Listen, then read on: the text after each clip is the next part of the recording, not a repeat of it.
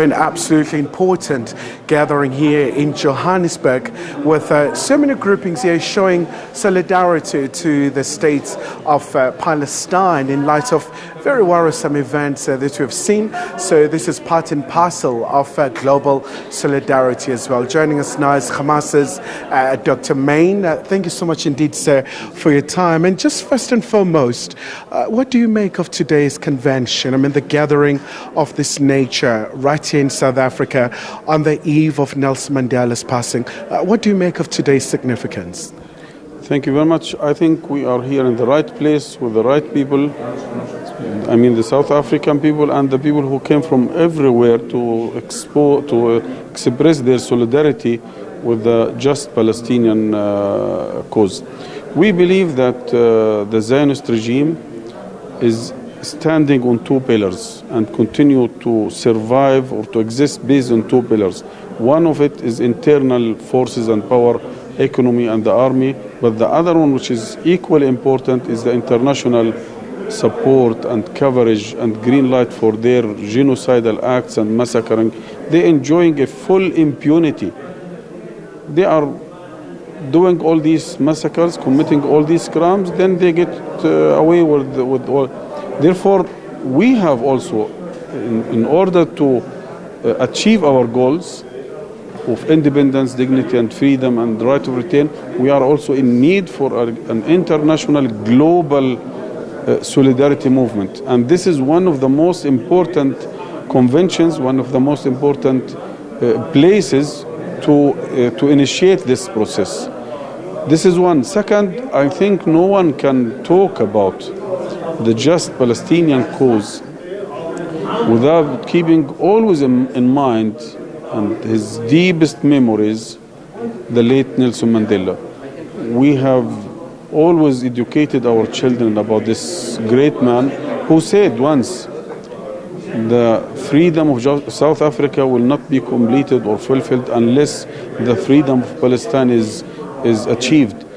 This is making that the struggle of South Africa for justice against apartheid as if it's part of our struggle. It is the continuation of the same struggle against these colonial evil regimes. Dr. Main, tell us about the situation on the ground in Gaza. I mean, for the past week or so, we saw a bit of reprieve where there was no bombardment with, the deal that was reached. But a lot of people are calling for a permanent ceasefire. Do you share that same sentiment? We are not calling for a ceasefire. We are calling for stopping the aggression immediately and unconditionally. We people are occupied and Israel is the occupying power. They have no right to attack our people or to commit these genocidal activities in Palestine. But unfortunately, the humanity failed in Gaza.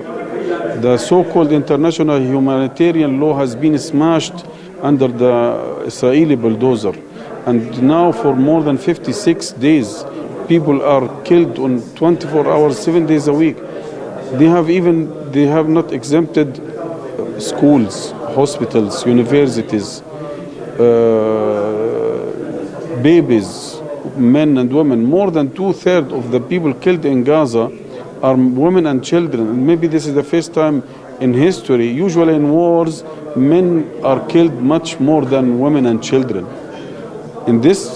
In our case, women and children are much more killed than men.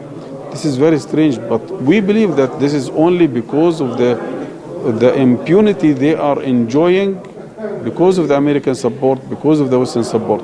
Now, today, while I'm talking to you, really, we are worried about our families. I'm living in Gaza. I'm a member of political bureau in Hamas in Gaza. Each 5 minutes, we are opening Telegram or WhatsApp to hear about our families, about our sisters, brothers. At any time you can receive a message about the worst. That I know families who have lost more than 150 of their members. 3 generations have been deleted. More than 1,000 families are deleted from the civil registry. And Israel is waging a war by air jets, by jets, bombardment, carpet bombardment, but at the same time they are waging another war. 56 days and Gazans are denied water, food, fuel, electricity, communications.